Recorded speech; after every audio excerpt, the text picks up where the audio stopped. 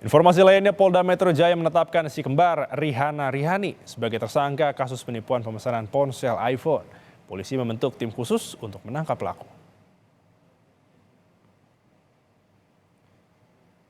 Saudara, Polda Metro Jaya menaikkan kasus dugaan penipuan pembelian iPhone senilai 35 miliar rupiah yang melibatkan duo kembar Rihanna dan Rihani.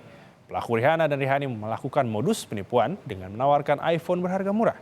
5 korban telah melaporkan penipuan ini, salah satu korban merugi hingga 5 miliar rupiah lebih.